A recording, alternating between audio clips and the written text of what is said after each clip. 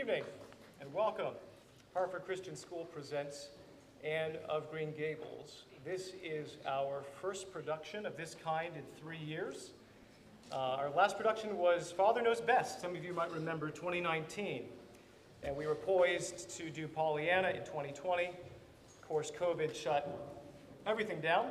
So we had to suspend drama here at HCS for a couple years, actually. So this is the first time that we've really taken the stage to this degree in a very long time. And we are so glad that you've all gathered to witness our work and what we've brought to you tonight. Inevitably, directors get up at the beginning. If you've been to any number of productions, you have heard directors get up and they say things like, if we took time to thank everybody involved, we'd be here all night. And I could say that cliche myself, although I'll avoid it, but I just referenced it, so anyway. But there was an army of people, really, that helped us, from lending us props to costumes. So many people to thank. Many of you here tonight, obviously. But a few key people I'd like to recognize tonight. First of all, Mr. Josh May, a father of one of our cast members. He did much, if not all, of our set construction that you see here, that you will see. His expertise and labors were invaluable. We thank him so much. He's unable to be here tonight, but we're so thankful that he was able to help us out, as I am not able to build things. It's good to have people around.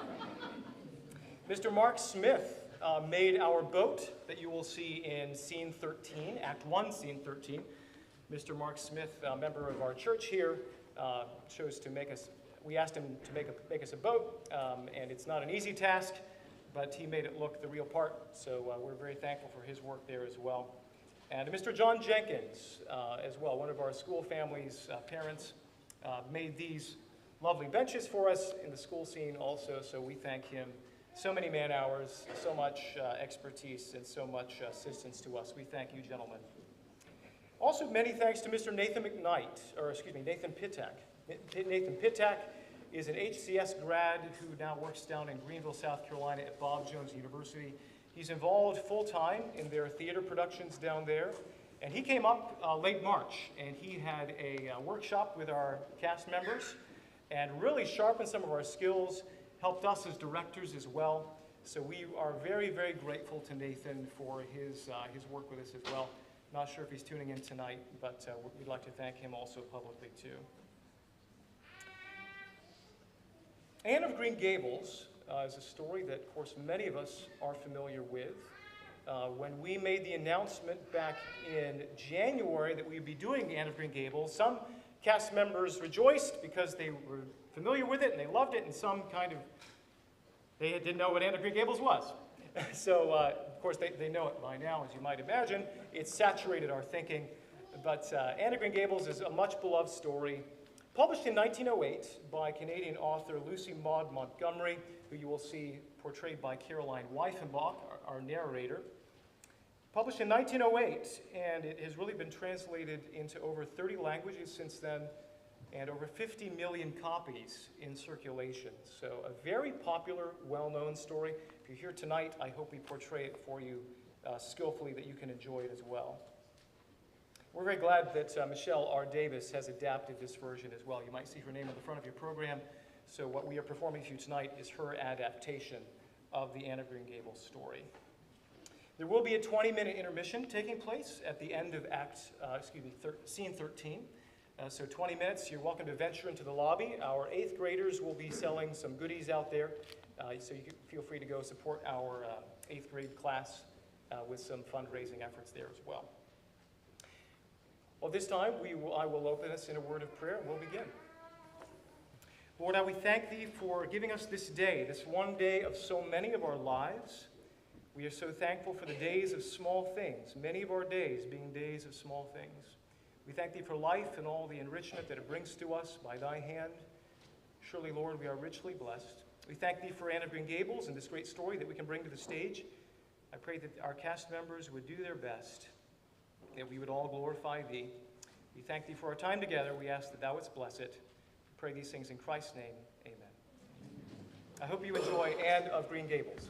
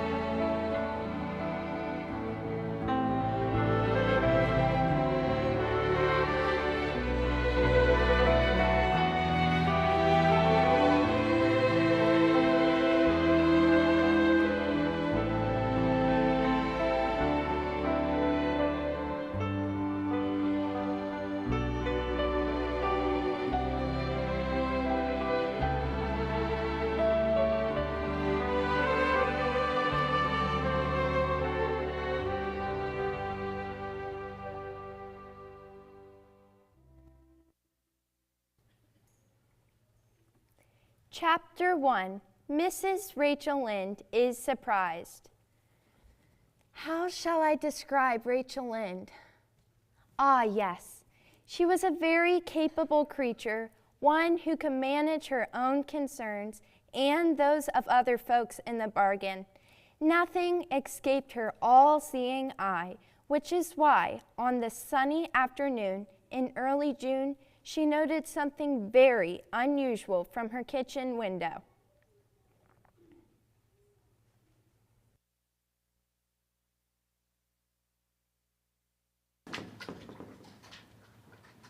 Why, is that Matthew Cuthbert I see driving his buggy out of town? And in his best suit, too? Where is he off to, I wonder?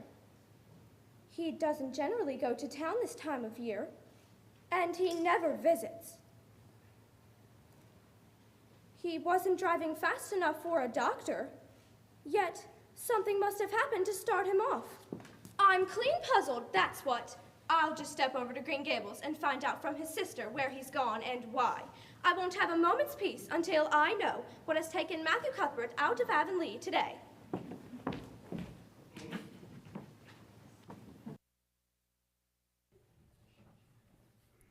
Rachel Lynde would have stayed. Rachel Lynde did not have far to go. Green Gables was barely a quarter-mile up the road from Lynn's Hollow. While all the other Avonlea houses were situated along the main road, the Cuthbert home had been built far from it. In Rachel Lynde's esteemed opinion, this explained why Matthew and Marilla were both a bit odd. They had trees as their only company. 20 minutes later, Rachel stood huffing and puffing at the Cuthberts' doorstep.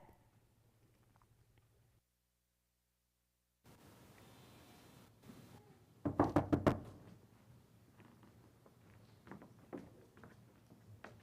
in. Good afternoon, Rachel. Good afternoon, Marilla. It's a real fine afternoon, isn't it? Won't you sit down? How are all your folks? We're all pretty well. I was kind of afraid you weren't, though, when I saw your brother Matthew heading out today. Oh, no, I'm quite well, although I had a bad headache yesterday. Would you like a cup of tea? No, thank you, Marilla. But you're all feeling fine, then? Yes, thank you for your concern, Rachel. So, Matthew left on some other errand? Matthew went to Bright River today. Oh? We're getting a little boy from an orphanage in Nova Scotia. He's coming on the train tonight. Are you serious, Marilla? Yes, of course. What on earth put such a notion into your head? Well, we've been thinking about it for some time. Matthew's getting up in years, you know. He's 60, and his heart troubles him a good deal. But a boy from an orphanage? Really, Marilla? Rachel, you know how hard it is to get hired help. Mrs. Spencer decided to get a little girl from an orphanage, and so we asked her to pick out a boy of about 10 or 11. Old enough to do chores and young enough to be trained up proper. We mean to give him a good home and schooling. Well, I never. A telegram announced his arrival on the 5:30 train, so Matthew went to Bright River to meet him. Well, Marilla, I'll tell you plain that I think you're doing a mighty foolish thing, bringing a strange child into your home, and you don't know a single thing about him. Why, last week I read of a case where an orphan boy set fire to a house at night. Set it on purpose, Marilla, and nearly burnt them all to a crisp in their beds. If you'd had asked my advice in the matter, I'd have said, for mercy's sake, not to think of such a thing. That's what. I've had qualms myself, Rachel, but it's so seldom Matthew sets his mind on anything. As for risks, why, there's risks of having children of your own. They don't always turn out well. Marilla, don't say I didn't warn you. If he burns Green Gables down, or poisons the well, why, I heard of a case where an orphan did just that. The whole family died in fearful agonies. Only, it was a girl in that instance. Well, we are not getting a girl. I'd never dream of bringing up a girl. Well, I hope it'll turn out all right. I must be off. Good day to you, Marilla. Good day, Rachel.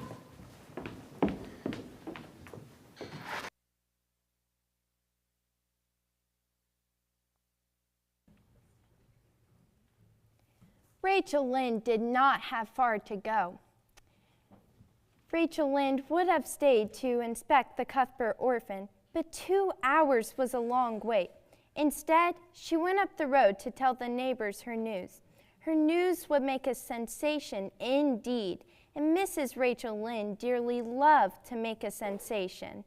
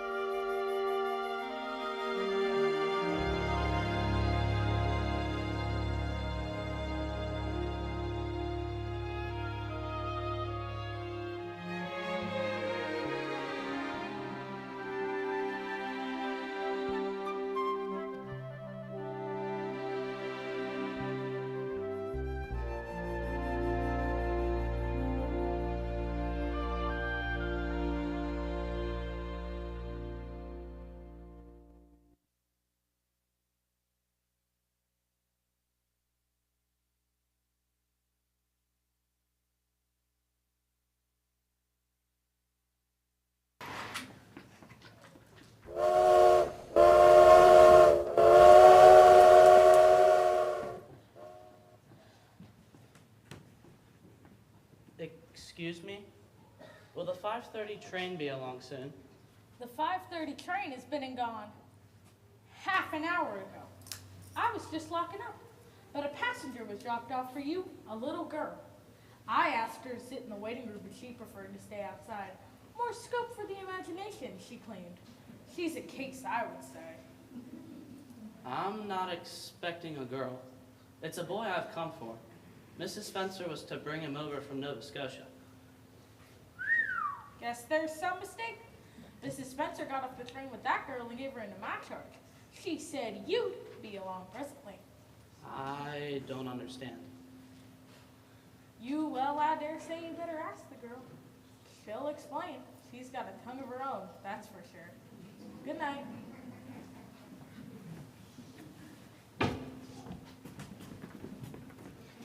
I suppose you are Mr. Matthew Cuthbert of Green Gables? I'm very glad to see you. I was afraid you weren't coming for me, imagining all the things that might have happened to prevent you. I'm sorry I was late. Here, give me your bag. Oh, I can carry it. I've got all my worldly goods in it. Oh, I'm so very glad you've come. It seems so wonderful that I'm going to live with you and belong to you. I've never belonged to anybody. Not really. The orphanage was the worst. There's so little scope for the imagination in an orphanage. Oh, Mr. Cuthbert, isn't that beautiful? What does it remind you of? You mean that cherry tree? Yes, with the blooms all white and lacy. Well now, I don't know. Why, a bride, of course, all in white with a lovely misty veil. I've never seen one before, but I can't imagine what she would look like. I don't expect to ever be a bride. I'm too homely. But I do hope that someday I shall have a beautiful dress that is my highest ideal of earthly bliss. I've never had a pretty dress in my life. Oh, Prince Edward Island is the bloomiest place. I just love it already. I used to imagine that I was living here, but I never really expected that I would. It's delightful when your imaginations come true, isn't it? Well now, I guess so. Am I talking too much? People are always telling me I do. Would you rather I didn't talk? I can't stop if I make up my mind to it, although it's difficult. You can talk as much as you like. I don't mind. Oh, I'm so glad. I know that you and I will get along together fine. Just now, I feel nearly perfectly happy. I can't feel exactly perfectly happy because, well, what color would you call this? It's red, ain't it?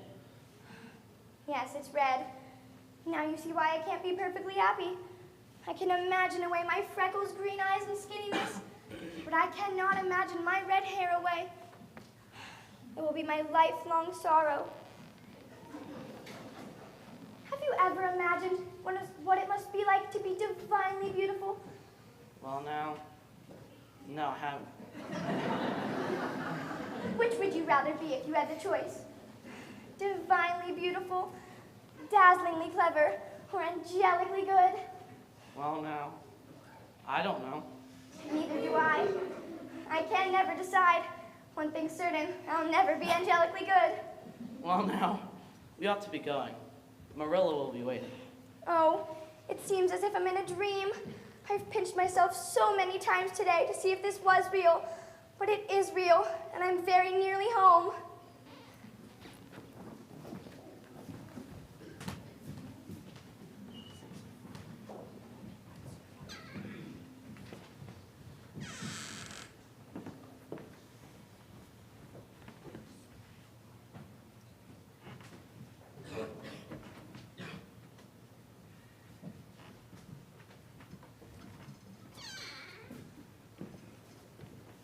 Matthew Cuthbert. Who's that? Where's the boy? There wasn't a boy. There was only her. No boy? But there must have been a boy. We sent word for Mrs. Spencer to bring a boy. Well, she didn't. She brought her. Well, this is a pretty piece of business. You don't want me? You don't want me because I'm not a boy? You might have expected it. Nobody ever did want me.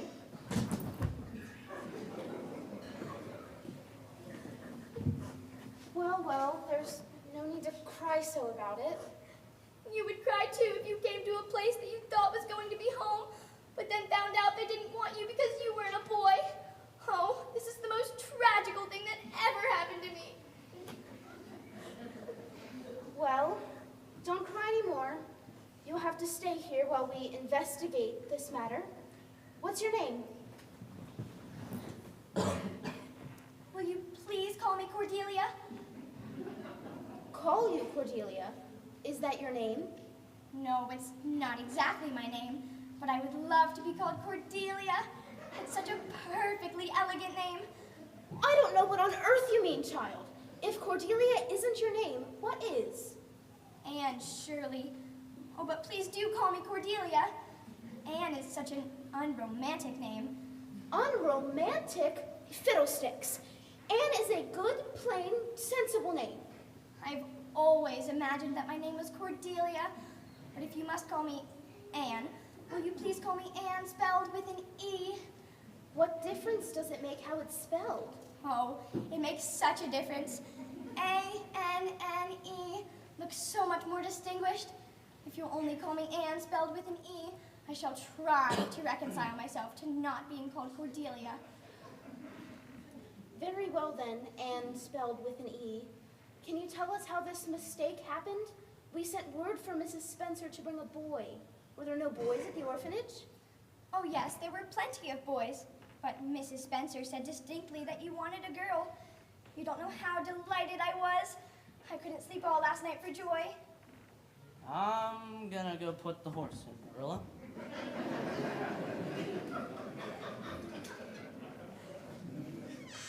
Did Mrs. Spencer bring anybody else over besides you? Oh yes, she brought Lily Jones, who is very beautiful with nut brown hair. If I were very beautiful with nut brown hair, would you keep me? No. We want a boy to help Matthew on the farm. A girl is no use to us. Now, put your hat and bag at the door.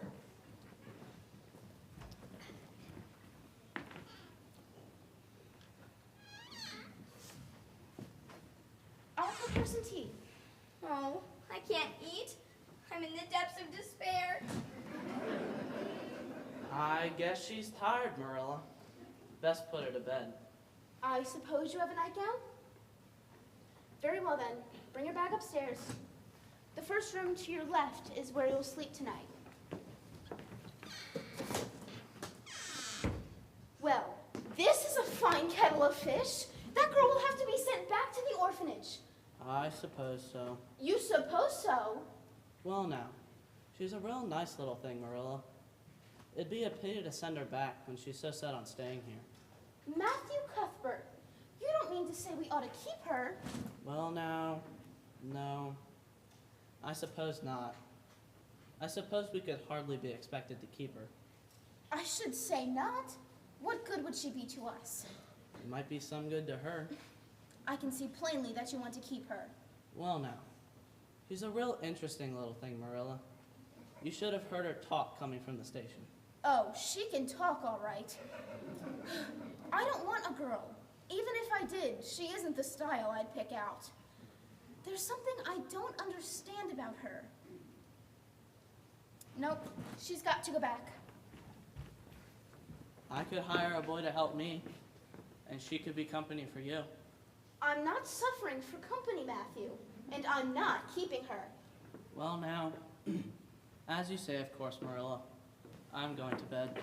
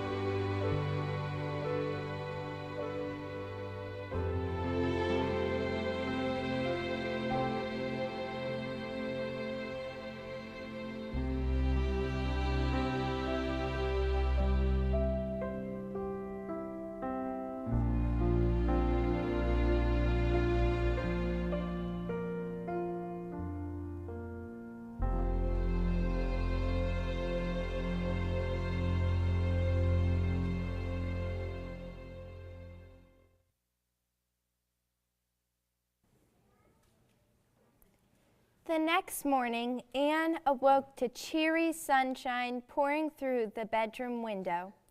To her delight, a great cherry tree in full bloom stood right outside, close enough to touch.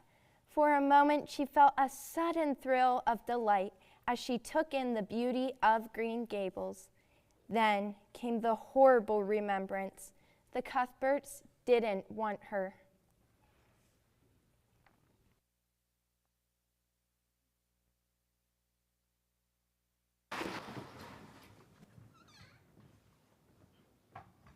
I've invited Mrs. Spencer over this morning to settle this thing. I expect she'll make arrangements to send Anne back to Nova Scotia at once. Jerry was here this morning. I told him I'd hire him for the summer.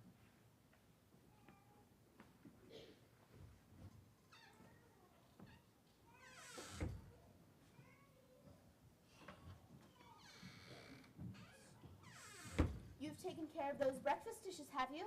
Yes, Miss Cuthbert. Did you say your prayers before bed last night? No. You do beat all, child. Mrs. Spencer will be here shortly. Why don't you go outside and amuse yourself until she arrives? Thank you, Miss Cuthbert. Someone needs to take that child under wing and raise her up good and proper.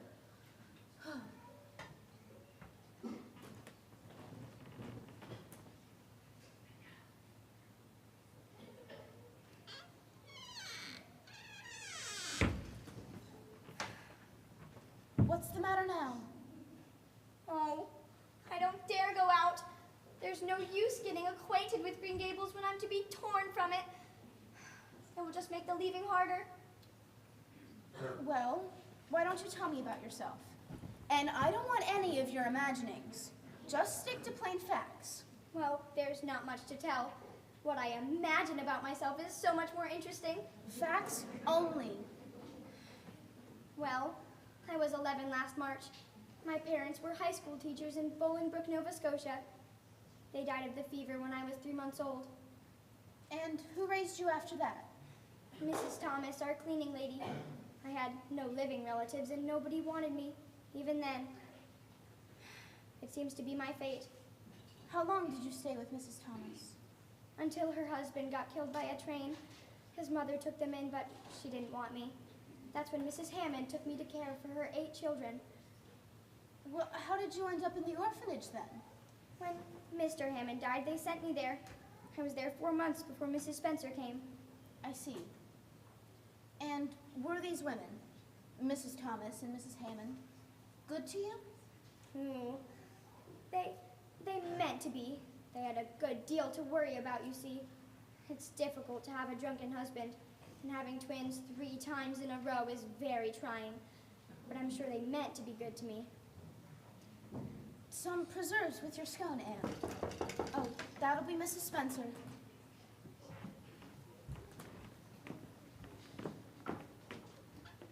Good morning. Good morning, Miss Cuthbert. You know Mrs. Peter Blewett? Yes, we've met.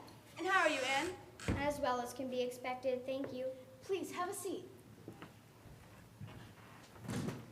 Well, Miss Cuthbert, I'm dreadful sorry for the mistake that was made. We distinctly got the message that you wanted a girl. I suppose the orphanage will take the child back? Oh, that won't be necessary. Mrs. Blewett accompanied me this morning because she has a large family and finds it hard to get help. Anne will be the very girl for her. Come closer, girl. Let me get a better look at you. How old are you and what's your full name? And Shirley, and I'm 11 years old. Well, there's not much to you, but you're wiry, and the wiry ones are the best workers. Well, if I take you, you'll have to be a good girl, smart and respectful, and I'll expect you to earn your keep, no doubt about it. I'll take her off your hands, Miss Cuthbert. The baby's awfully fussy, and I'm worn out, what with him and all the other children. Well, I don't know. I didn't say that we had absolutely decided not to keep her. I just wanted to find out how the mistake had occurred. Once we decide, we'll let you know. Will that suit you, Mrs. Blewett? I suppose we'll have to. Shall we go? Well, I would have loved to stay and try some of your famous preserves. Perhaps another time? Another time. Good day to you. Good day, Anne. Good day, Mrs. Spencer. Oh, Miss Cuthbert, did you really say you might let me stay at Green Gables? It isn't decided yet. Mrs. Blewett certainly needs you more than I do. Oh, I'd rather go back to the orphanage than live with her. She looks exactly like a weasel. You mustn't talk that way about a lady and a stranger. Now, hold your tongue and behave yourself. I want you to go make that bed you slept in last night. I'll do anything you want me to if only you'll keep me.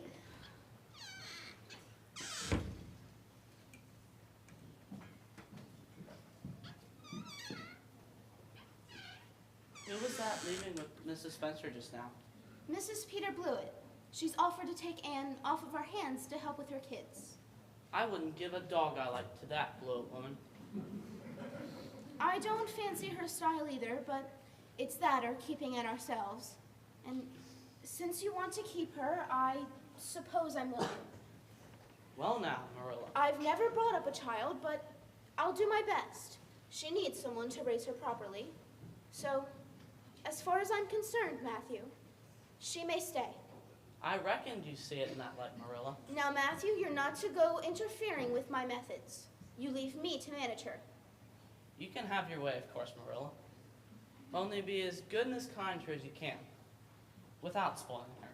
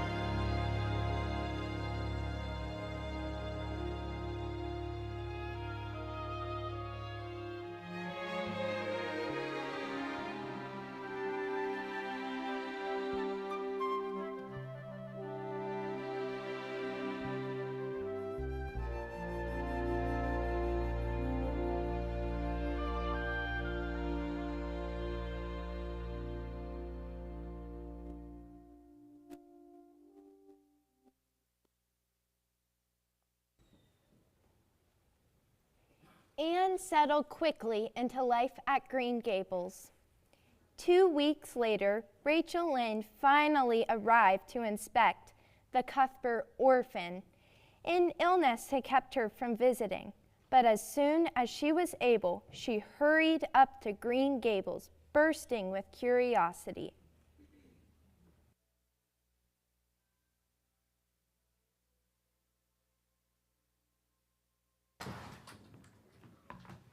Hello, Marilla? Oh, come in, Rachel.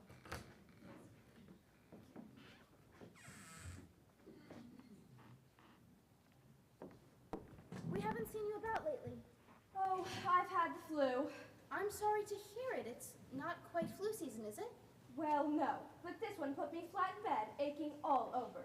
I was just plain miserable. Missed 2 weeks of perfectly fine weather, too. But I hear that's not the only thing I've missed. Oh, I've heard some surprising things about you. I'm just getting over my surprise now. Indeed? Well, couldn't you have just sent her back? Well, Matthew took a real fancy to her. And I must say, in spite of her faults, I like her as well. Marilla, it's a mighty big responsibility you've taken on, especially when you've never had any experience with children. I suppose you'd like to meet Anne. I'll call her in. Anne, come in. Anne.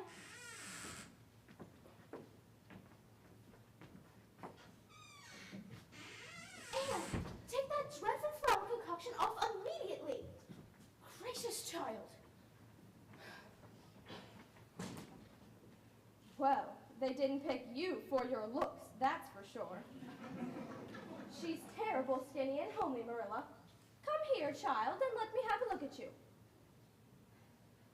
Did you ever see such freckles? And hair as red as carrots. Come here, child, I say. I hate you. I hate you. I hate you. I hate you. How dare you call me skinny and ugly? How dare you say I'm freckled and redheaded? You're a rude, impolite, unfeeling woman. Anne. How would you like to be told that you are fat and clumsy? You have hurt me more than anyone ever has, and I'll never forgive you for it. Never, never. Did anybody ever see such a temper? Anne, go to your room and stay there. Well, I don't envy you bringing that up, Marilla. You shouldn't have commented on her looks, Rachel. Marilla Cuthbert, are you defending that terrible display of temper? I'm not excusing her, but she's never been taught what is right. And you were too hard on her, Rachel. Well, I see I'll have to be very careful what I say around here, since the feelings of orphans seem to come first. Her temper matches that hair, I guess. Good day, Marilla. And don't expect me to visit here again in a hurry.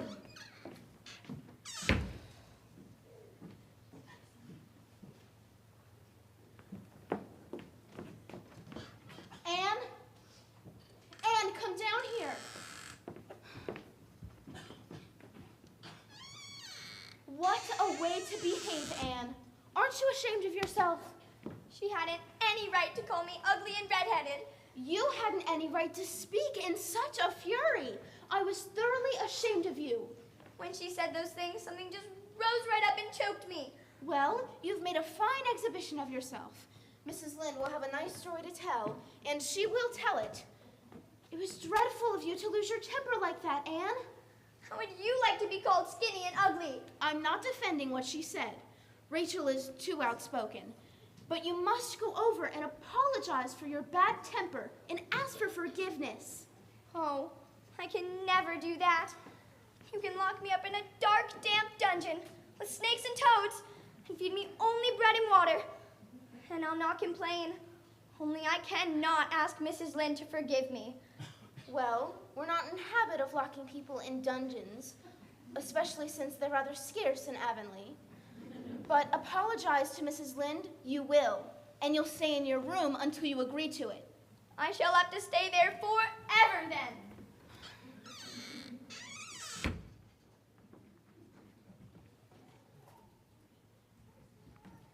When Anne didn't turn up for the evening meal, Marilla had to explain her absence to Matthew, who sided with Anne in the matter. So, when Marilla left to bring the cows in from the pasture, Matthew decided to speak to Anne.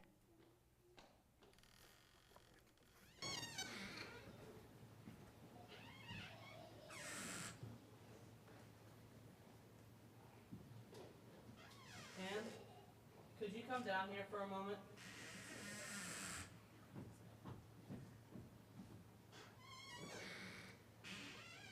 How are you feeling, Anne? Okay, I guess it's pretty lonesome in my room. Well now, don't you think you should just do it and have it over with? Marilla's a very determined woman. Do it right off, I say, and have it over. Do you mean apologize to Mrs. Lynde? Yes, apologize. That's the very word. Just smooth it over, so to speak. I suppose I could do it to oblige you. I am sorry now, though I wasn't a bit sorry at first. Not a bit. But if you really want me to, I will. Well now, of course I do. It's terribly lonesome downstairs without you. Very well, I'll tell Marilla I've repented. That's a good girl. But don't tell her, Marilla, I said anything. I promise not to interfere. Oh, wild horses couldn't drag the secret from me. How would wild horses drag a secret from a person anyhow?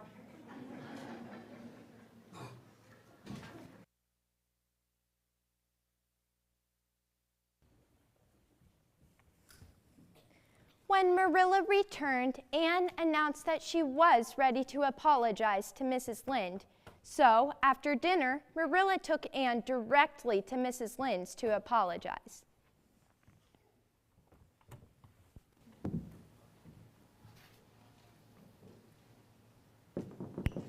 Please, come in. Well, good evening, Marilla. Good evening, Rachel. We Oh, were Mrs. Lynde, I am so extremely sorry. I could never express all my sorrow, not even if I used up the whole dictionary. I'm a dreadfully wicked and ungrateful girl, and I deserve to be cast out by respectable people forever. Every word you said about me was true. My hair is red. I am freckled, skinny, and ugly. Every word I said about you was true, too. Although I shouldn't have said it. Oh, please say you'll forgive me. There, child. Get up. Of course, I forgive you. I guess I was a little hard on you anyways. I'm such an outspoken person. You mustn't mind me. Well, your hair is terrible red. I once knew a girl whose red hair turned a beautiful auburn when she grew up. I wouldn't be surprised if yours did too. Oh, Mrs. Lynde, you have given me such a beacon of hope. Thank you.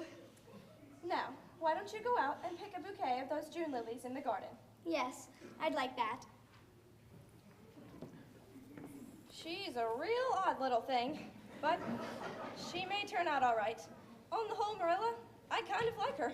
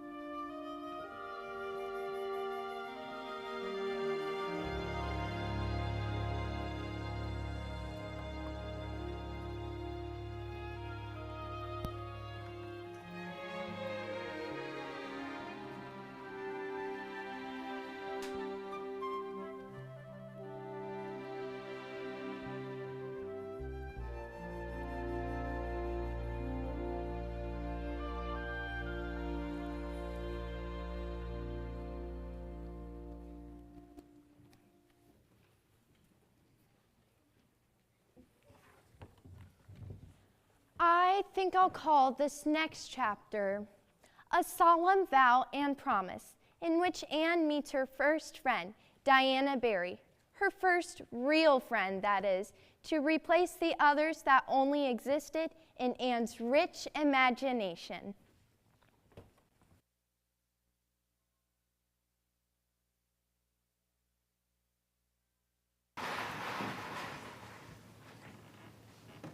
Well, how do you like them? Now, imagine I like them. I don't want to imagine that you like them. What's wrong with them? They're neat and new. Yes. Well then, why don't you like them? They're not pretty. Pretty? Oh, child, these dresses are sensible and serviceable. After those worn, faded things you've been wearing, I would think you ought to be grateful. Oh, I am grateful, but I'd be ever so much gratefuler if you just made one of them with puffed sleeves. It would give me such a thrill, Marilla. Well, you'll have to do without your thrill. I don't have material to waste on puffed sleeves. Now, listen, I need to go borrow a pattern from Mrs. Barry. You may come with me to meet her daughter, Diana. Oh, Marilla, I'm so frightened. What is it now, Anne?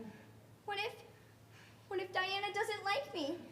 It would be the tragical disappointment of my life. I'm sure she'll like you well enough. It's her mother you'll have to reckon with.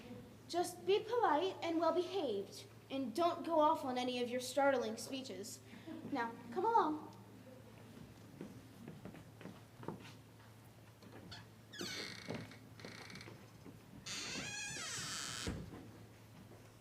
Trembling with both excitement and fear, Anne accompanied Marilla to the Barrys' home. While Marilla discussed skirt patterns with Mrs. Barry, Anne wandered into the garden.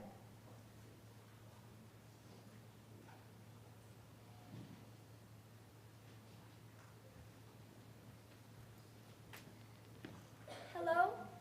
Hello? I'm Anne Shirley. I've come to live with the Cuthberts.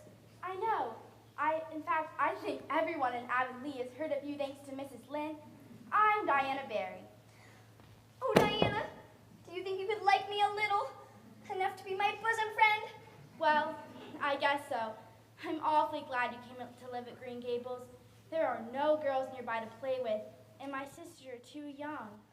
Oh, Diana, will you swear to be my best friend forever and ever? Why, it's dreadfully wicked to swear. Oh, no, not that kind of swearing. There are two kinds, you know. There are? Why, yes. The other kind just means to make a promise. Well, I don't mind doing that. How does it work? We must join hands, just so.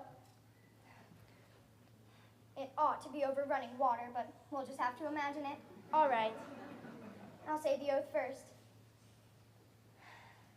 I solemnly swear to be faithful to my bosom friend, Diana Barry, as long as the sun and moon shall endure. Now you say it and put my name in. I solemnly swear to be faithful to my bosom friend, Anne Shirley, as long as the sun and moon shall endure. You are different, Anne, but I believe I'm going to like you real well.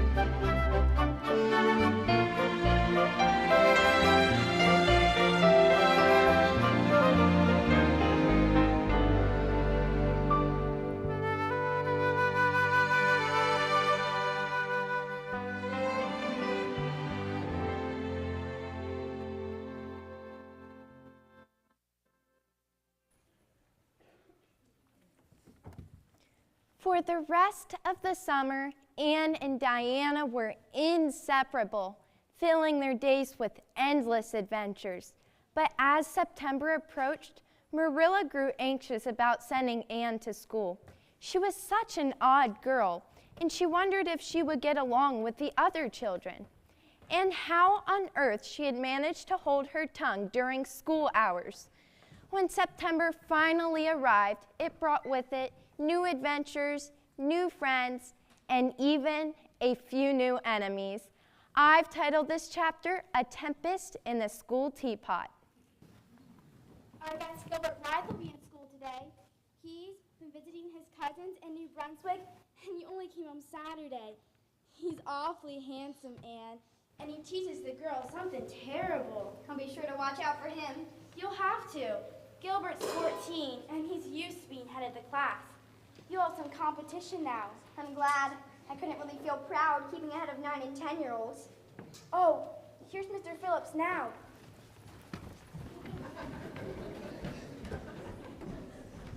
That's Gilbert Blythe, Anne. Don't you think he's handsome? Ruby Gillis, please bring me your arithmetic homework from yesterday. Ow! I think your Gilbert Blythe is handsome, but he's very bold. Did you see what he just did to poor Ruby? Miss Shirley, Miss Barry, do you plan to join us or simply gawk at us from the back of the room? Be seated. Class, copy out your spelling lists.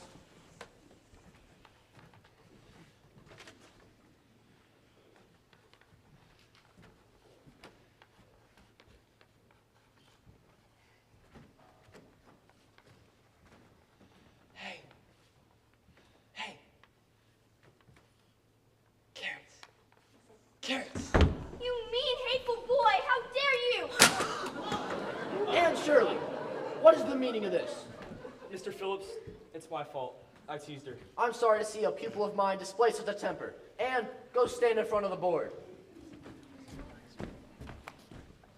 And Shirley has a very bad temper. Anne Shirley must learn to control her temper. Class, resume your spelling task.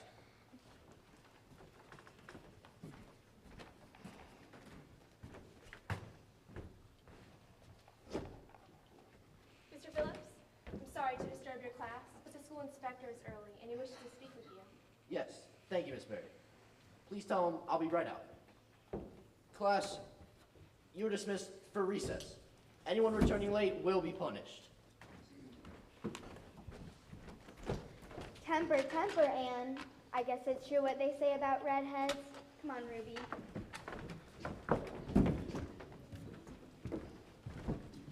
Anne, I'm sorry Mr. Phillips wrote your name up on the board.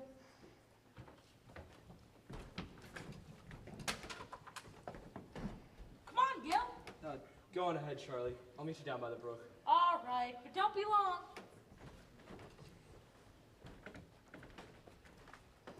And I'm awfully sorry I made fun of your hair.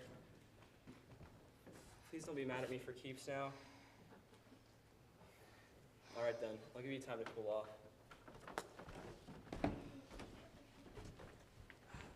Oh, how could you, Anne? He tried to apologize. He feels badly. I shall never forgive Gilbert Blythe. Not ever. And look, Mr. Phillips spelled my name without an E.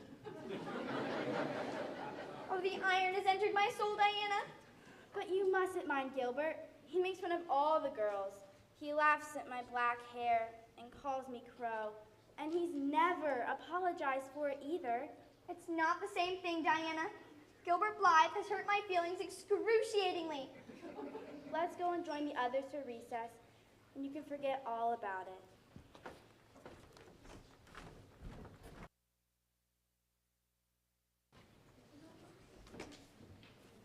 Poor Anne, she didn't fare any better that afternoon. In fact, things only got worse.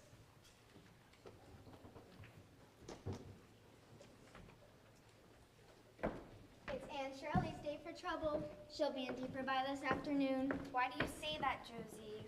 She's way out in the spruce groves, daydreaming and picking flowers. She'll be late for sure, and you heard what Mr. Phillips said.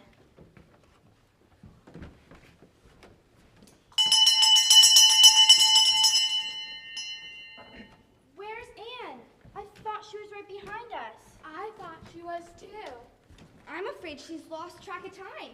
But Gil and Charlie aren't back yet either.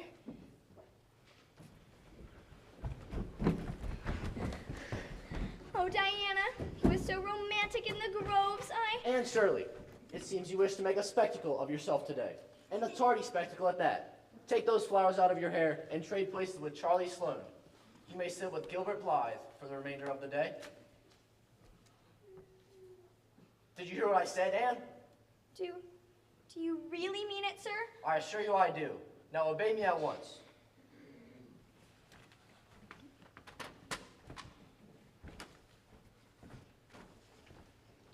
Class, take out your history books and read chapter 6. Did you see her face? It's all red and blotchy. But it's not fair. Gil and Charlie were late too.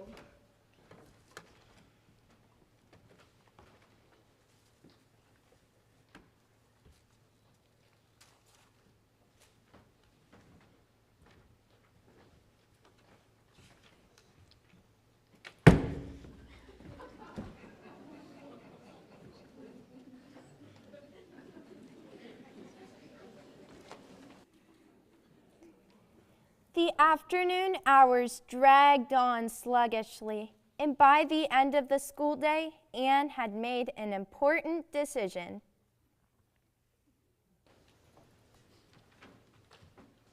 Class, you are dismissed. Be sure to complete your history lesson for tomorrow. Come on, Gil, we should at the top of the lane. Beat me, Charlie. That'll do today. Broken slate enters late. Trouble seems to be Anne's fate. Leave her be, Josie. Are you coming, Diana? Anne? You go on ahead, Jane. I'll wait with Anne.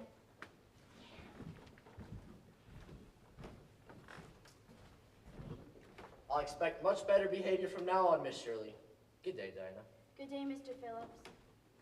Have they all gone? We're the only ones here, Anne. What are you taking all those things home for? I'm not coming back to school anymore. You can't stay home. What will I do without you? I'd do almost anything in the world for you, Diana. But I can't do this, so please don't ask it. My mind is quite made up.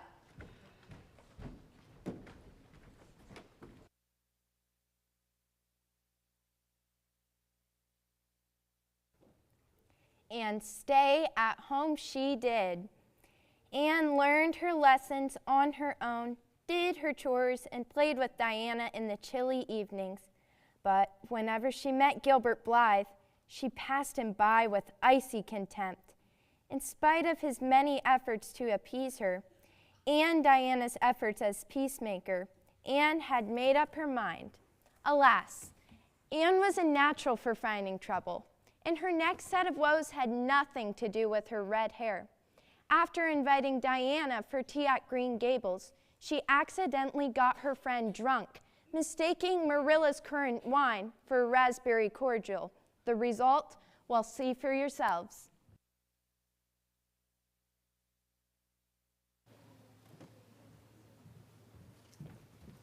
Oh, Mrs. Barry, please wait. What do you want? Oh, Mrs. Barry, please forgive me. I did not mean to intoxicate Diana. Imagine you were a poor orphan girl and had only one friend in the world. Would you intoxicate her on purpose? Oh, please allow Diana to play with me. If you don't, my life will be covered with a dark cloud of woe. Dark cloud of woe indeed. I don't think you are a fit little girl for my Diana to associate with. Now go home. Won't you let me see Diana just once to say farewell? No. Diana's gone over to Carmody with her father. Oh, I shall never have another friend. My life is a perfect graveyard of buried hopes.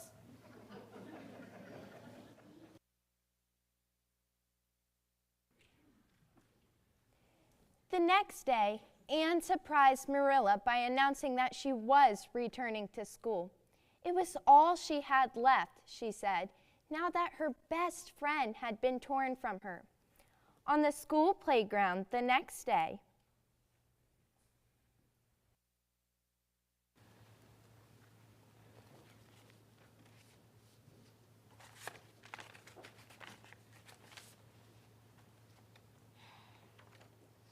Dear Anne, Mother says I'm not to play with you or talk to you, even in school. It isn't my fault, so please don't be cross with me. I miss you awfully, and I don't like sitting with that horrid Josie Pye. I made you a new bookmark out of red tissue paper. They are very fashionable right now, and only 3 girls know how to make them. When you look at it, remember your true friend, Diana Barry.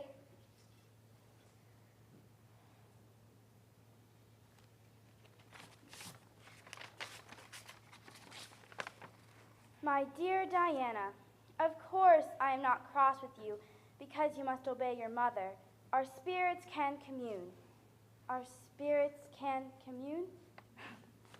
Ruby Gillis is a very nice girl to sit with, but she has no imagination. Yours, until death us do part, Anne or Cordelia Shirley.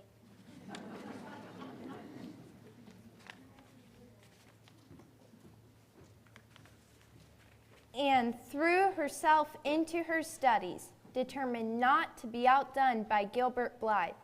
And while Gilbert was good-natured about such academic rivalry, unfortunately, the same could not be said of Anne. Oh, that Gilbert Blythe.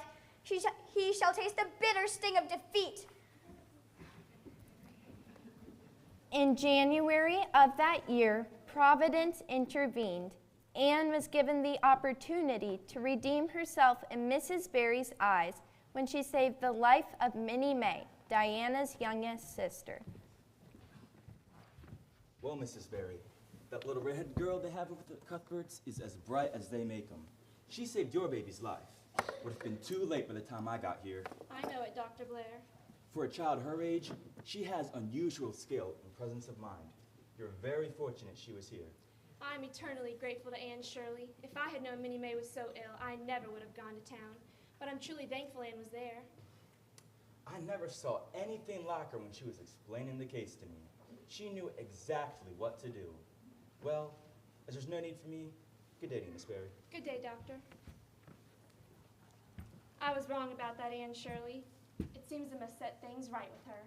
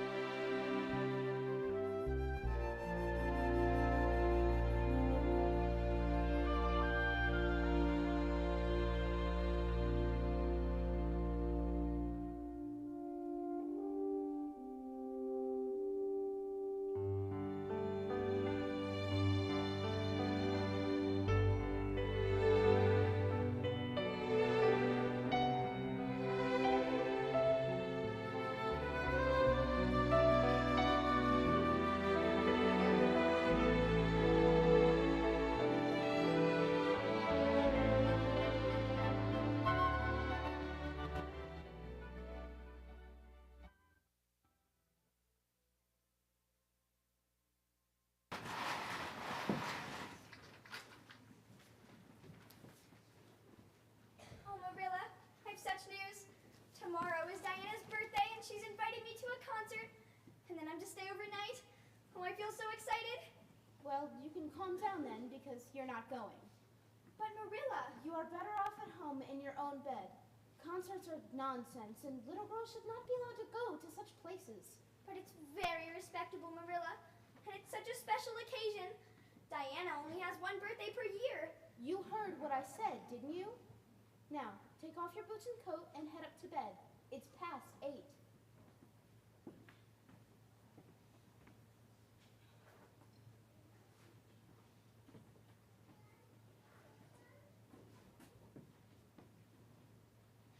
One more thing, Marilla.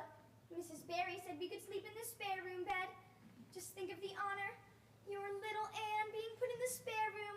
The room set aside for special guests. It's an honor you'll have to do without. Now go to bed. Well now, Marilla. I think you ought to let Anne go. You're not to interfere, Matthew. Well, it ain't interfering to have your own opinion. In my opinion, is that you ought to let Anne go. You'd let Anne go to the moon if she took the notion. Listen, Matthew, I understand the child's disposition better than you. She'd have her head so filled with all that excitement and nonsense, it'll unsettle her for a week. I think you ought to let Anne go.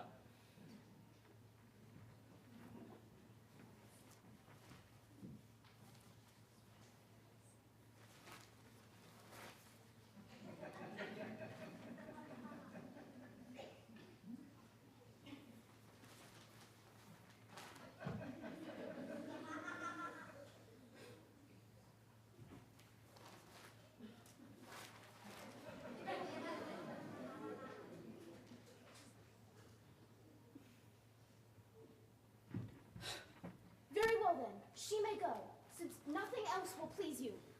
Oh, Marilla, say those blessed words again. This is Matthew's doing. This is Matthew's doing. I washed my hands of it. If you catch pneumonia sleeping in a strange bed, you'll have him to blame. Oh, I know I am a great trial to you, Marilla. But Matthew is a kindred spirit. He understood just how I felt about going. It's so nice to be understood, Marilla. Yes. Well, I understand that you should be in bed. Now go. Good night, Matthew. Good night, Marilla. I shall have such pleasant dreams.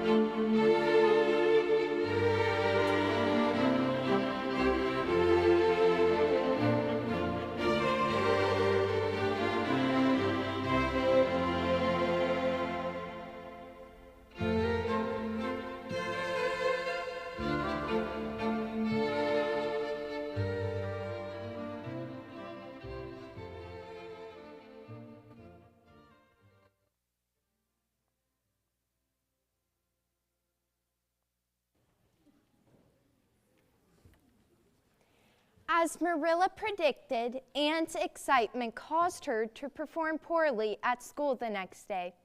Gilbert Blythe overtook Anne in both spelling and math that morning, but by that afternoon she soon forgot all about the day's humiliations.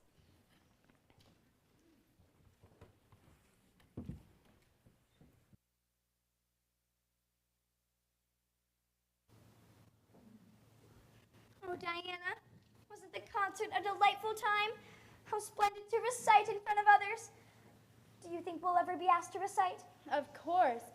Gilbert does it often, and he's only 2 years older. Oh, Anne, how How could you pretend not to listen to him this evening? I wasn't interested. But you read that library book the whole time he recited.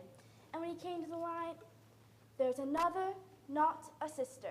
He looked straight at you. Diana, I cannot allow you to speak to me of that person. Oh, Anne, when are you ever going to forgive and forget? Listen, I have an idea. Let's race for the bed to see who gets there first. All right. 1, 2, 3, go! Oh, merciful goodness! What was that? That was my Aunt Josephine. Oh, Anne, I don't know how she came to be there, but I do know she'll be furious. It was dreadful we jumped upon her like that. Did you ever see anything so funny? Who's Aunt Josephine? She's my father's aunt from Charlottetown. She's awfully old and very prim and proper, and she'll scold dreadfully about this. I know. We were expecting her to visit, but not this soon. Oh, dear. Will you be in very much trouble? Oh, she'll be dancing with rage. She'll say I'm the worst behaved girl she ever saw. My parents should be ashamed. Now I know she refused to pay for my piano lessons. You could tell her it was my fault. I'd never do that. I'm no tattletale, Aunt Shirley. Besides, it was just as much my fault. Well, I'm going to tell her myself. You can't. She'll eat you alive. Don't frighten me more than I am, but it was my fault, and I've got to confess. Fortunately, I've had practice in confessing. You're walking into a lion's den, Aunt Shirley. Don't do it. I must, Diana.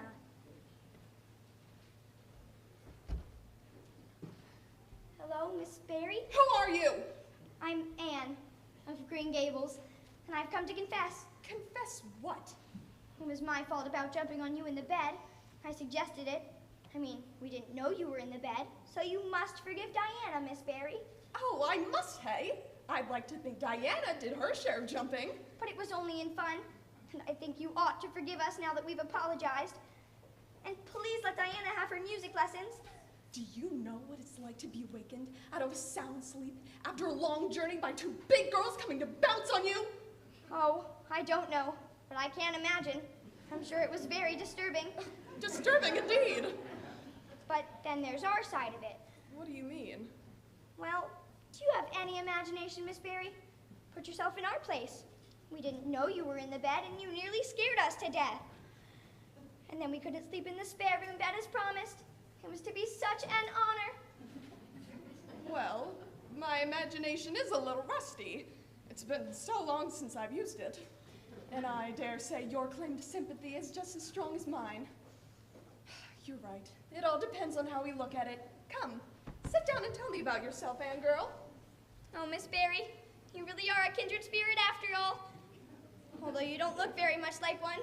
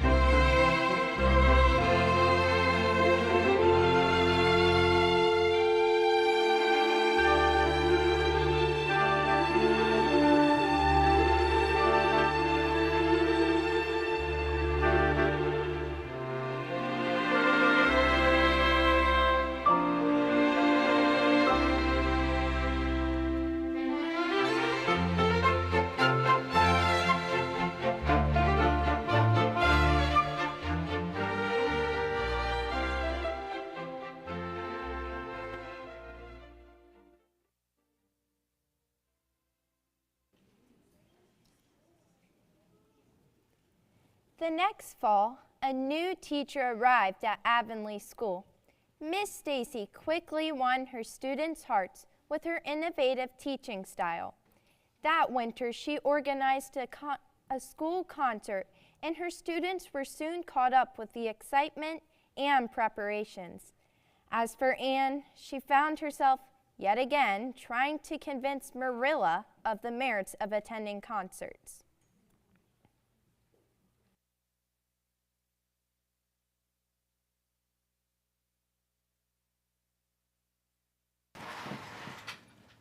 Oh, but Marilla, the school Christmas concert is for a worthy cause. It will help to pay for the school flag. Nonsense. It just takes time away from your lessons.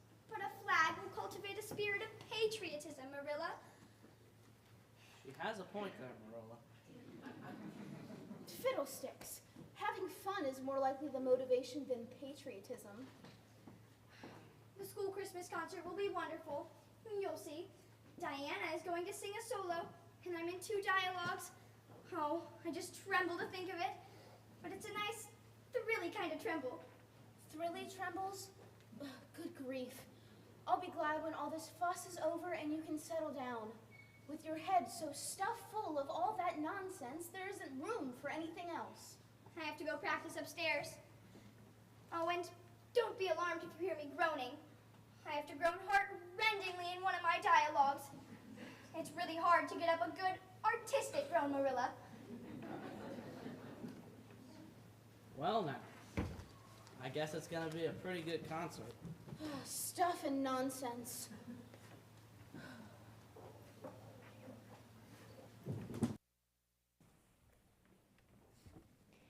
Days later, shy Matthew found himself avoiding the sitting room.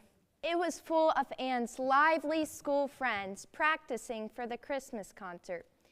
And he couldn't help but notice how plainly Anne was dressed compared to the other girls who wore bright, fashionable dresses. And he wondered, why did Marilla always keep Anne so soberly dressed? At that moment, he decided Anne must have at least one pretty dress, so he summoned all his courage and set out to buy one for her.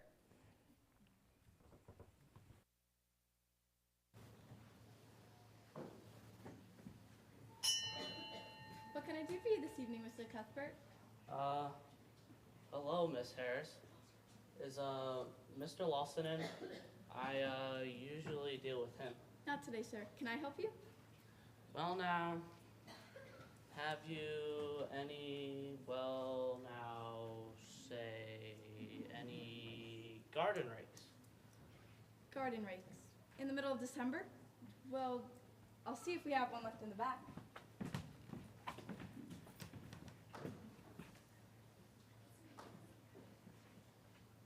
Found one. Here you are. Will there be anything else for you? Well, now, since you suggest it, I might as well look at, buy some hayseed. Hayseed. Well, yes, hayseed. We only keep hayseed in the spring. We've none on hand just now being the middle of winter. Oh, certainly, certainly. Just as you said.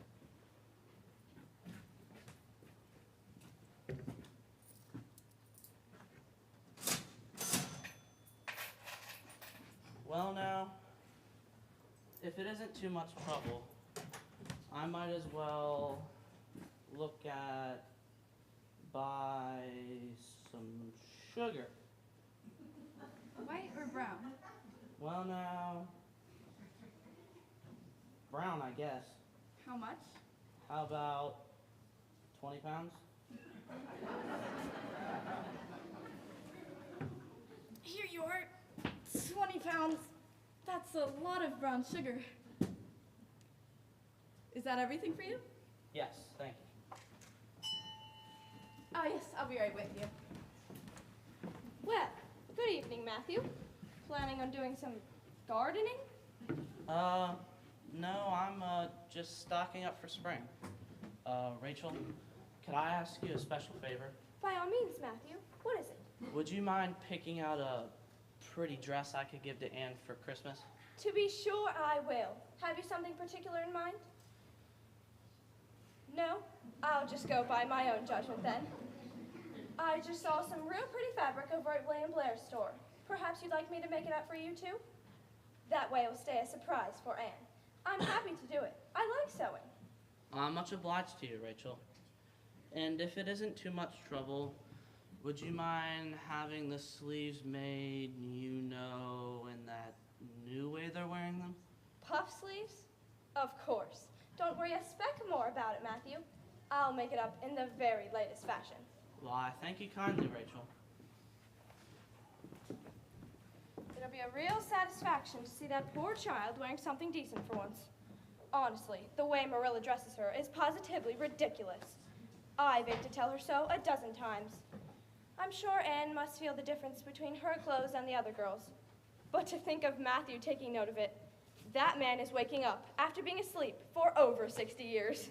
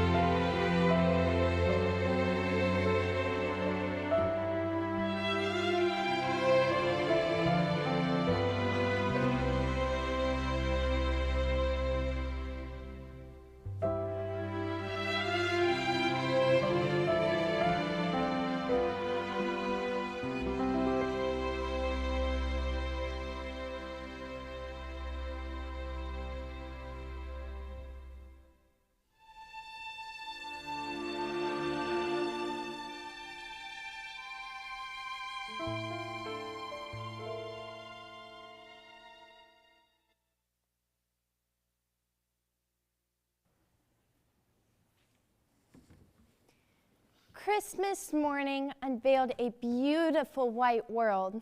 It had been a mild December, and folks looked forward to a green Christmas. But just enough snow fell softly in the night to transform Avonlea.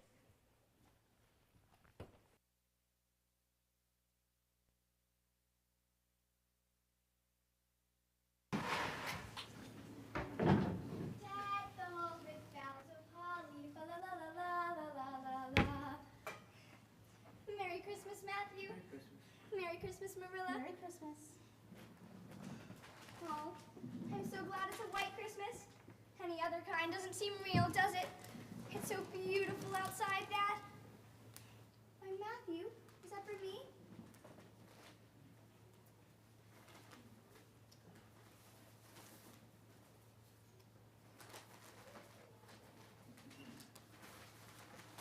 Oh, Matthew.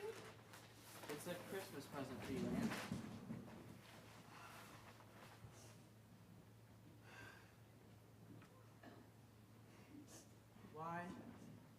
Why, Anne? Don't you like it?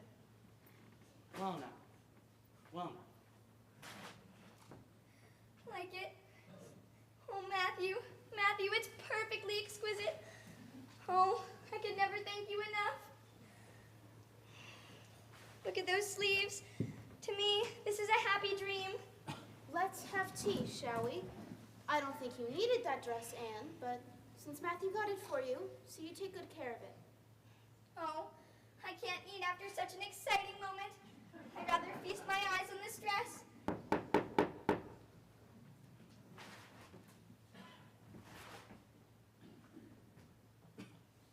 Merry Christmas, Diana. Come in. Merry Christmas. Diana, look at the dress that Matthew got me. Oh, Anne, it's beautiful. Mr. Cuthbert, you have Matthew, let's take tea in the kitchen and let the girls visit.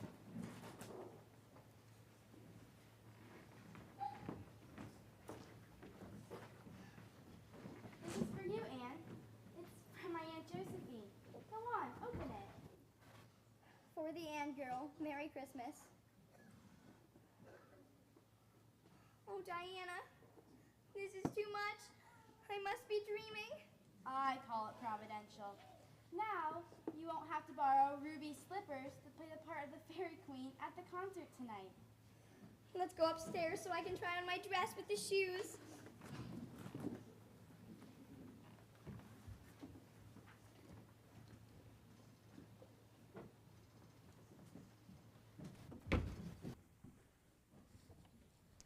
That evening, Matthew and Marilla accompanied Anne to her Christmas concert, the first one they'd attended in 20 years. Afterwards, they took some time for reflection.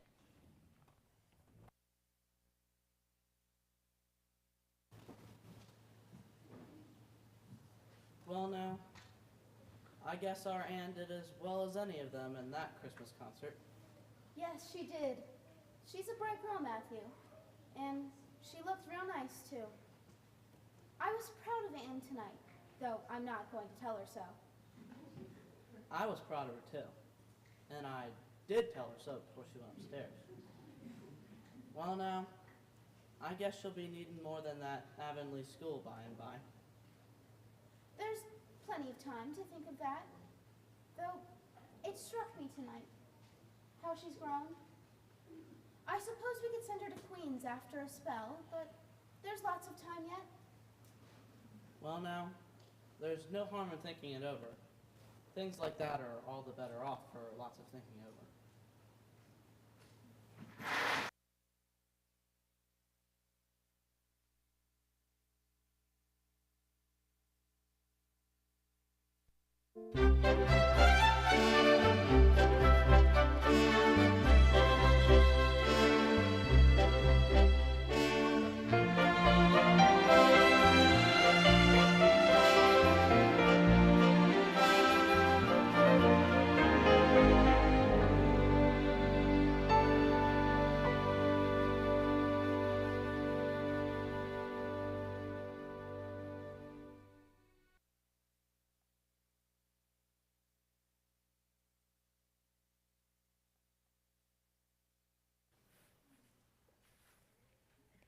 Spring brought with it a lull in Anne's usual bouts of trouble. So, by the time late April arrived, Marilla began thinking that things had been a little too quiet.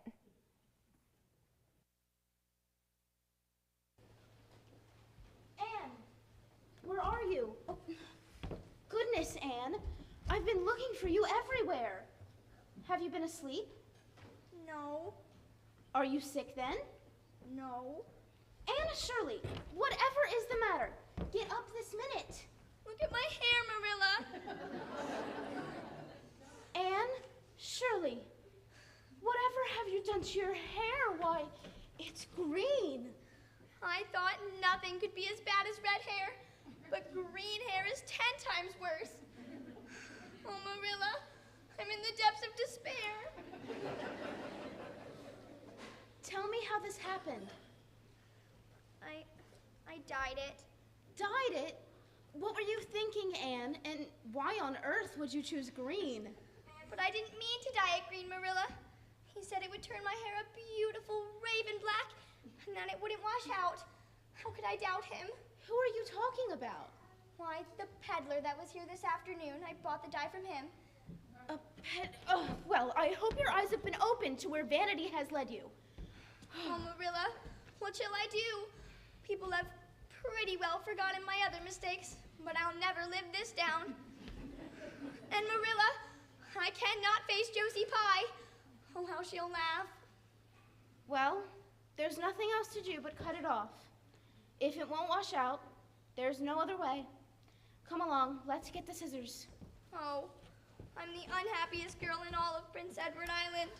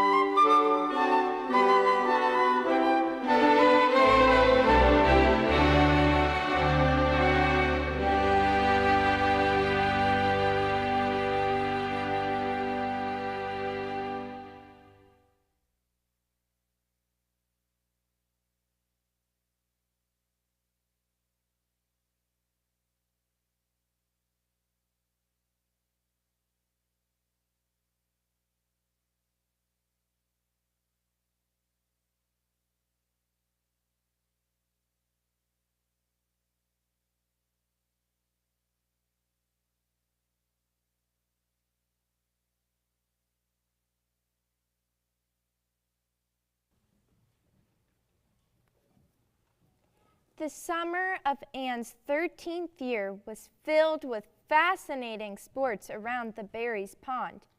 One particular afternoon, Anne and her friends decided to recreate a scene from Tennyson's poem, The Lady of Shalott, and Mr. Barry's boat presented itself as a prop in Anne's dramatic plan.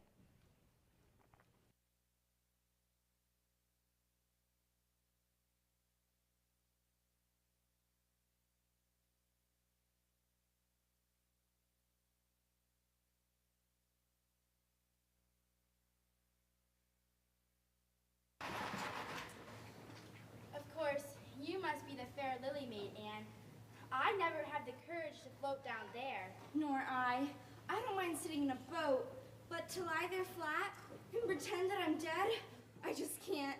I die of fright. Of course, it would be romantic, but I know I'd never be able to keep still. I'd ruin the effect by popping up every so often to see where I'm going. But a red-haired person can't be a lily maid. Ruby ought to be Elaine. You know, Anne, your hair is so much darker since you cut it. Why, I think you could call it auburn now instead of red. Do you really think so, Diana? Yes, I do, Anne. It's very pretty. Well, all right then. I'll be Elaine. Ruby, you'll be King Arthur, and Jane will be Guinevere. Diana must be Lancelot. Diana the Shawl.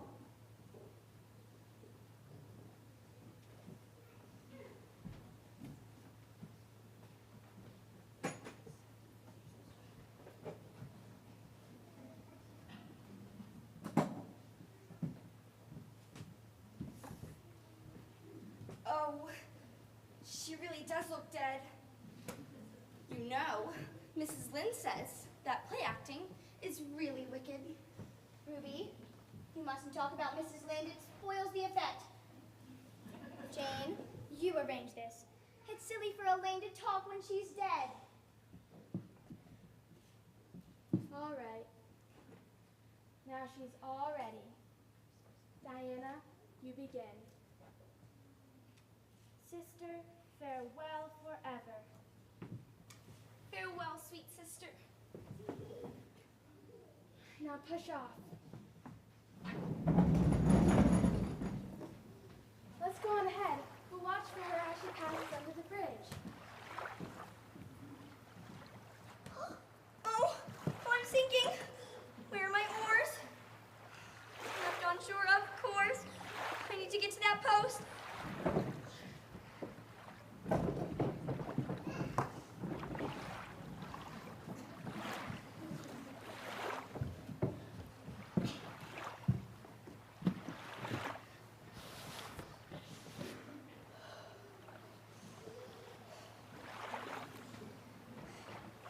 This isn't the most romantic of situations at all, is it? I've just narrowly escaped a watery grave.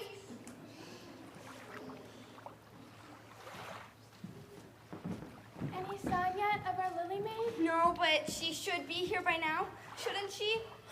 Oh no, look! Is that your father's boat, Diana? Why it's sinking to the bottom? Oh, girls, what have we done? We've drowned it! No!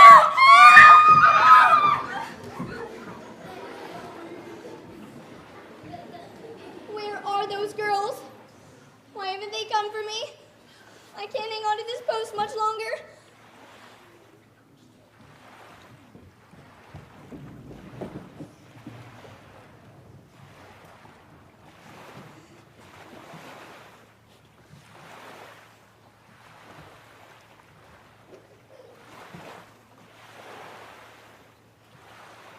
Oh no. Couldn't it have been someone else?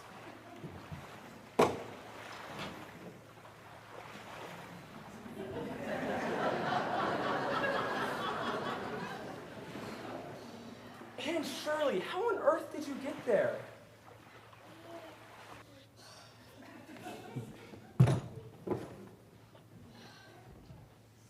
What happened, Anne? We were playing Elaine, the fair lily maid, and I had to drift off to Camelot. Only my boat began to leak. Will you kindly row me to the landing? Of course, Anne.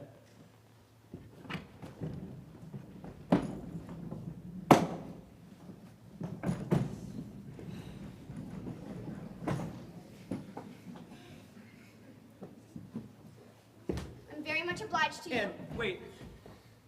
I'm awfully sorry I made fun of your hair that time. I only meant it as a joke. Besides, that was so long ago. I think your hair's awfully pretty now. Honest, I do. Can we put it behind us and be friends, please? No, I shall never be friends with you, Gilbert Blythe. All right then. I'll never ask to be your friend again, Anne Shirley. I don't care either. Neither do I. Oh, Anne, we thought you were drowned. We felt like murderers because we made you beat Elaine. Ruby is in hysterics. We had to leave her behind. Oh, how did you escape? I climbed up on one of the bridge posts. Gilbert Blythe came along and brought me to land. Why, Gilbert rescued you? That's so romantic, Anne. Of course, you'll speak to him after this. Of course I won't. But Anne... Don't even breathe the word romantic. I'm sorry I frightened you. It's all my fault. Everything I do gets me or my dearest friends into a scrape. And now I've gone and lost your father's boat, Diana. I'm so sorry. Don't worry, Anne. Let's go fetch Ruby. She'll be so relieved to see you alive. I have a feeling we won't be allowed to row on the pond anymore.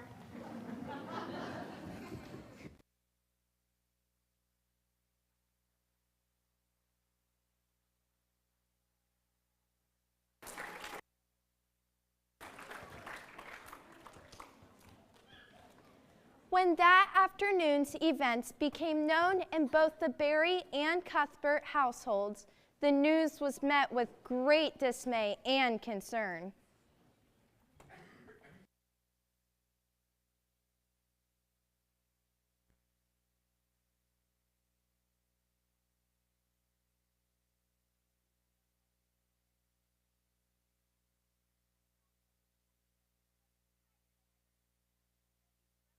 I don't see how. Well, with each of my mistakes, I've learned a valuable lesson. And today's mistake has cured me of being too romantic. I think you'll see a great improvement in me from now on, Marilla. Well, I certainly hope so. Well now, don't give up on all your romance, Anne. A little of it's okay. Not too much, of course. Keep a little of it, Anne. Keep a little of it.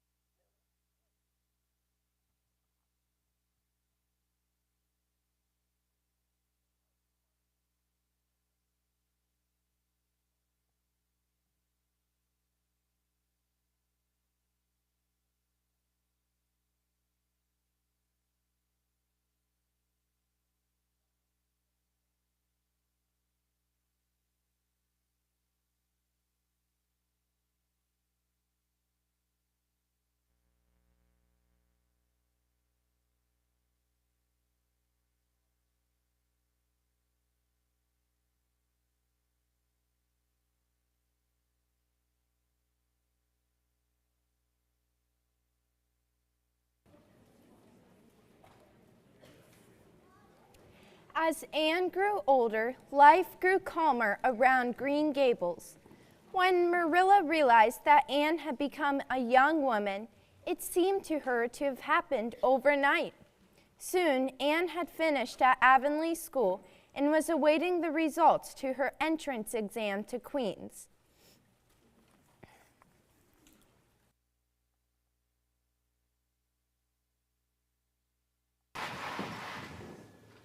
Well, Marilla, we missed you at the aid meeting on Thursday. Matthew had a bad spell with his heart Thursday, and I didn't feel I could leave him. Is he all right? Oh, yes, he's fine now, but I'm anxious about him. He's been having these spells more often lately. I'm sorry to hear it, Marilla. And how are you? Are you still getting those headaches? Oh, my headaches come and go. It's my eyes that concern me. Doctor says I have to wear these all the time now, and he insists I give up reading and sewing entirely. Otherwise, he says I'll lose my eyesight. You don't say, Marilla. At least he feels the glasses will cure my headaches. Age doesn't always treat us kindly, does it? Hello, Mrs. Lynde. Hello, Anne dear. Any news of the Queen's entrance results? Not yet, but soon, I hope. I understand you'd like to become a teacher. A suitable profession for you, I think. Thank you, Mrs. Lynde. Oh, I think I'll go and help Matthew with those harnesses. I must say, Anne has turned out a real smart girl. She must be a great help to you, Marilla. She is. She's steady and reliable now. I thought she'd never get over her feather-brained ways, but she has. I never would have thought she'd turn out so well. Lawful heart, I'll never forget that tantrum of hers. That night I said to Thomas, Marilla Cuthbert will rue the day she took that child in. But I was mistaken, and I'm real glad of it.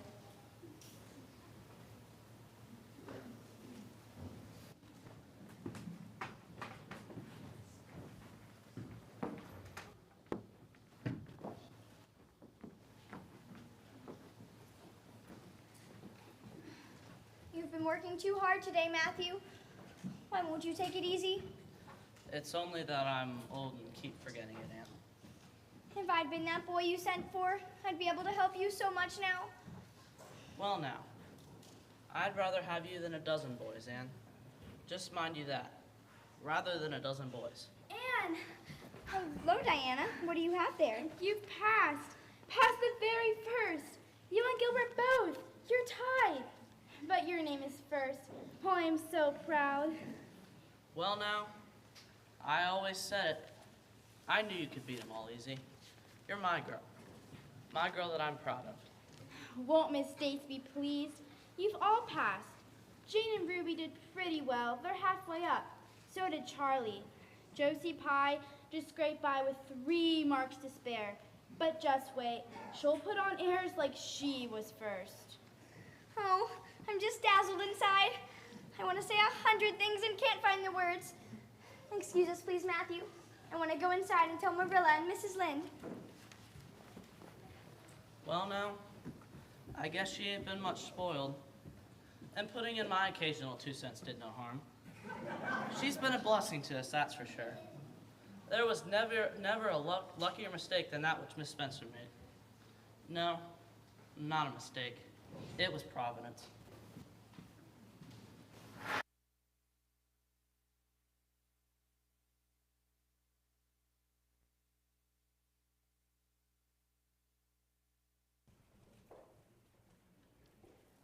Over the next few weeks, Green Gables bustled with preparations for Queen's. Matthew saw to it that Anne had plenty of pretty outfits, and for once, Marilla did not object. After a tearful farewell to the Cuthberts and Diana, Anne soon found herself at a boarding house near Queen's, missing Green Gables.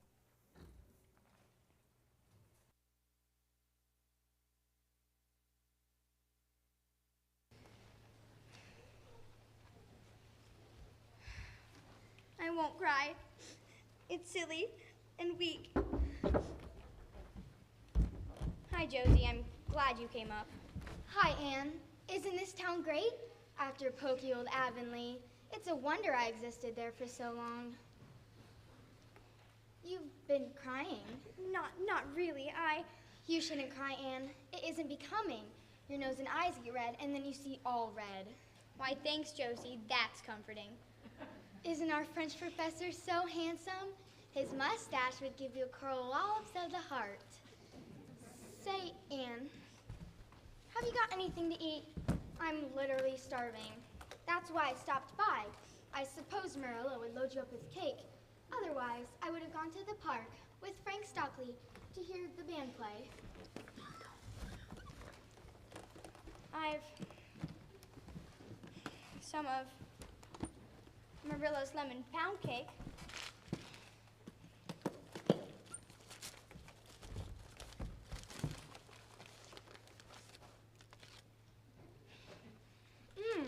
This is good. You know, Frank Stockley is a real sport. He asked about you today. I told him you were a poor orphan that the Cuthberts had taken in, and that no one really knew much about you before that. This has a real Avonlea flavor.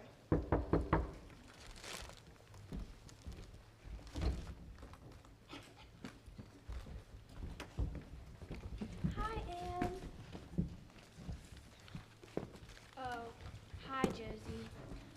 I really should be studying, but I just couldn't get settled down tonight. And if you've been crying, do own up. It will restore my self-respect. I was freely shedding tears before Jane showed up. Cake? Don't be so selfish, Josie. You will give me a piece, won't you?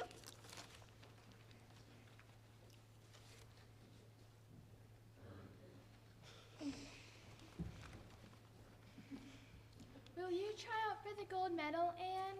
I'll admit I've thought of it. Oh, that reminds me. Word came today that Queens will be offering the Avery Scholarship. Frank Stockley told me. His uncle's on the board of governors, you know. The Avery Scholarship? Why, that's the highest mark in English literature, isn't it? Yes, and it's worth a lot of money. College tuition for 4 years. What are we all cooped up in here for? Let's go out and enjoy the town. Oh, come on, don't be spoil sports. Let's go hear the band play.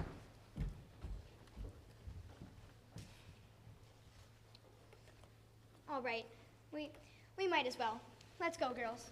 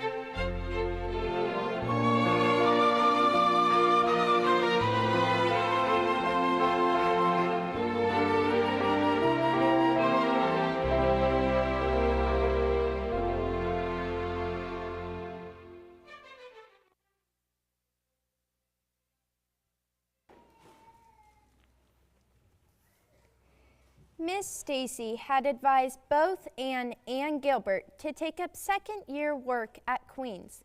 This meant getting a first-class teacher's license in 1 year instead of 2, but it also meant more challenging work. Anne's heavy workload and the occasional visit home soon helped her homesickness to wear off. At Queens, her academic rivalry with Gilbert was as intense as ever, but somehow the bitterness had worn off. Before anyone knew it, the term was over and the exam results were posted.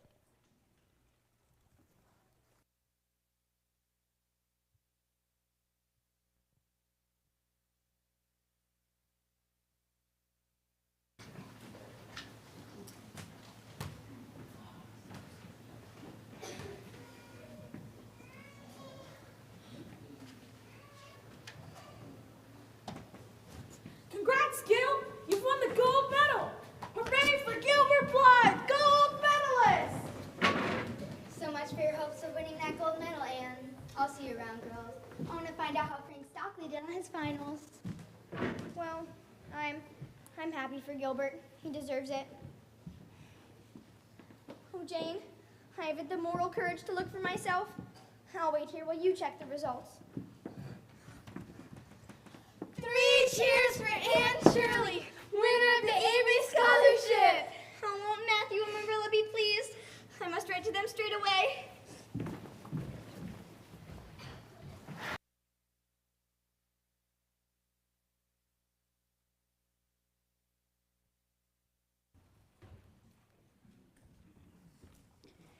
Following her commencement, Anne was happy to return to Green Gables for the summer holidays. Matthew and Marilla were pleased to have her home again. Anne's absence had left an empty hole in their lives.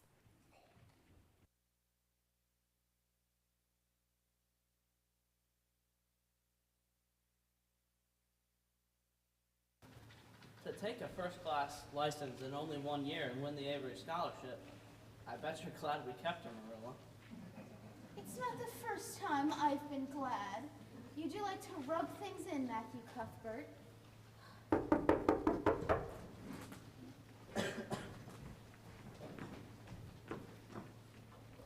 Oh, hello, Diana. Anne's been waiting for you. You can head on right upstairs. And come on up, Diana. I'm in my room.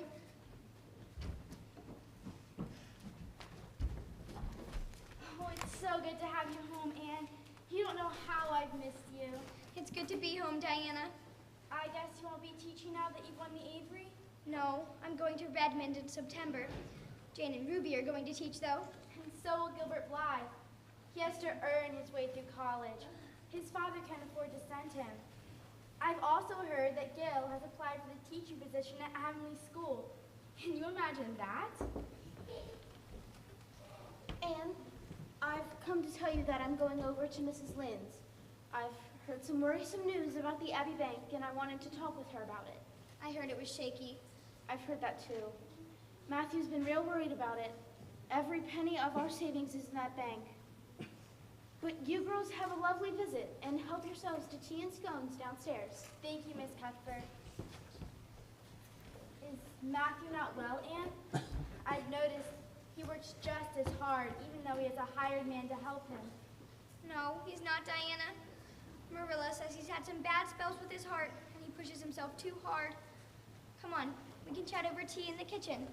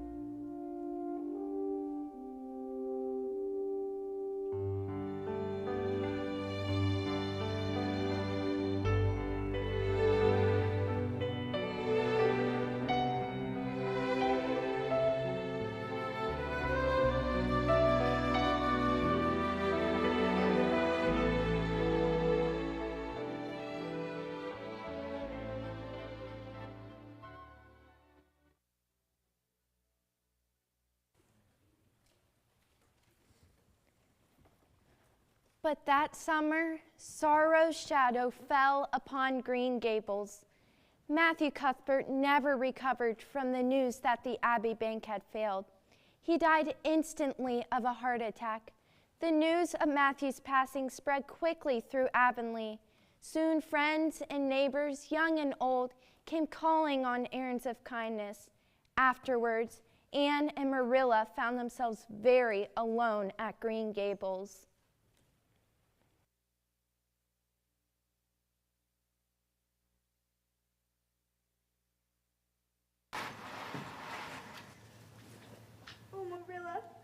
What will we do without him?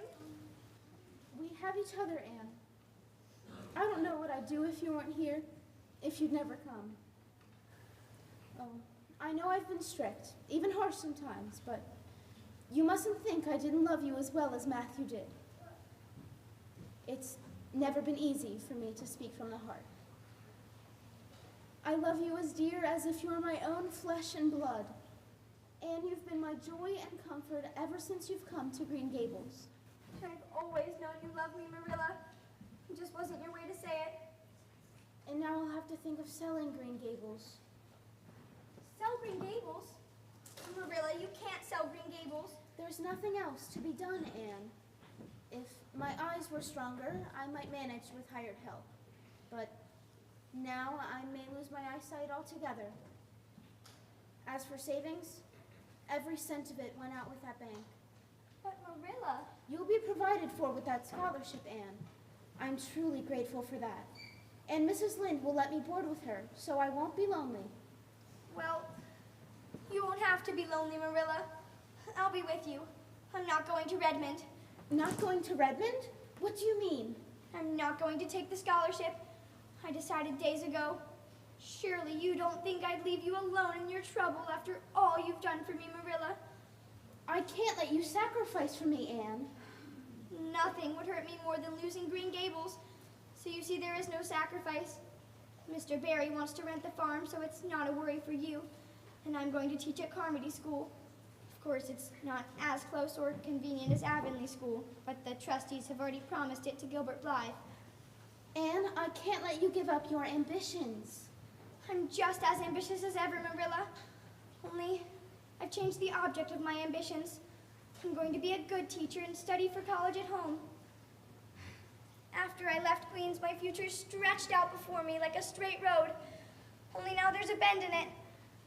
I don't know what lies around that bend, Marilla, but I'm going to believe that the best does. Oh, you blessed child. It feels as if you've given me new life. Come, sit with me. So, Gilbert Blythe is going to teach too? Yes. What a nice-looking young fellow he is. I saw him in church last Sunday. He looks a lot like his father did at that same age. John Blythe was a good friend of mine. People called him my beau. And Marilla, what happened? Why didn't you... We had a quarrel. I wouldn't forgive him when he asked me to. I meant to, after a while, but I was sulky and angry, wanting to punish him first. He never came back. I always felt rather sorry. I wish I'd forgiven him when I had the chance. So you've had a bit of romance in your life, Marilla? Yes, I suppose you could call it that. You wouldn't think so to look at me, would you? But you never can tell about people from their outsides. Oh, it's Mrs. Lynde. Come in, Rachel.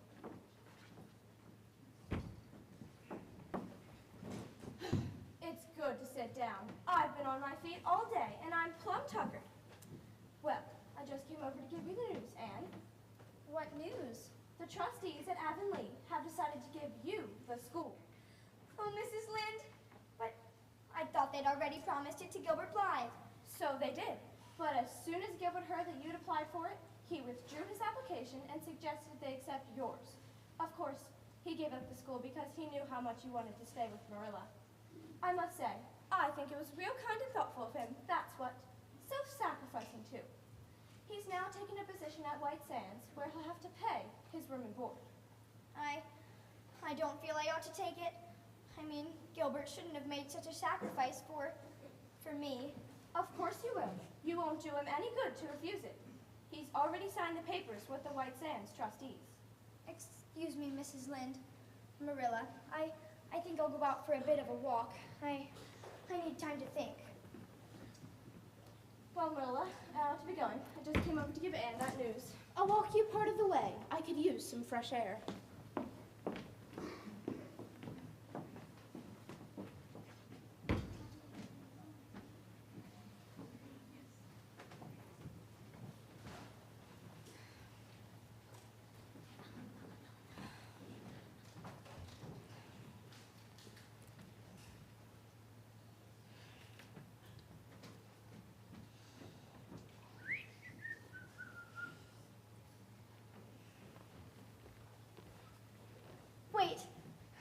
Gilbert.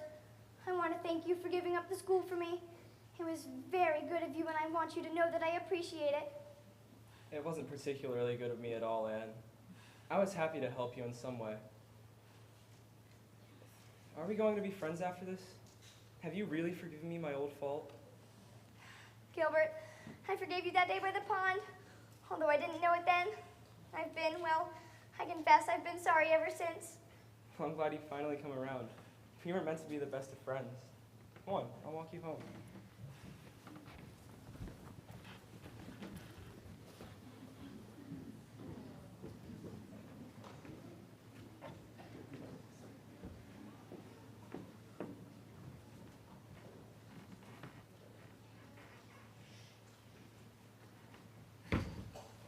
Who was that who came up the lane with you, Anne? Gilbert Blythe. I didn't think that you and Gilbert Blythe were such good friends that you'd stand talking for half an hour by the gate. We haven't been. We've been good enemies. But we've decided that it's more sensible to be good friends in the future. Were we really half an hour? It seemed just a few minutes. But you see, we have 5 years of lost conversation to catch up with, Marilla.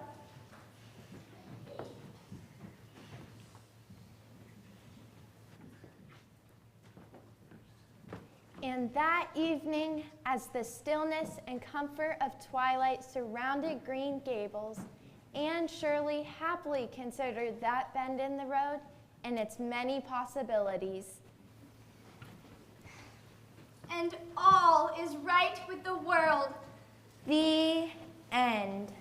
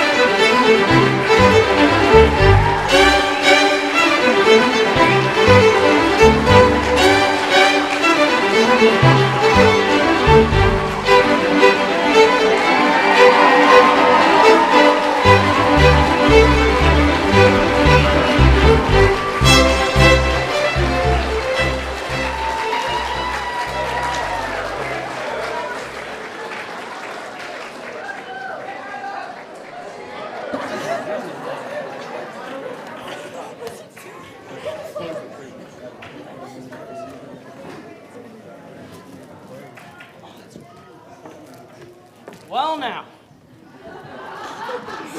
I would like the Carpers to come up on stage, please, wherever they may be. I don't know where they are, but they need to be up here. They're right there. Where are they? There they are.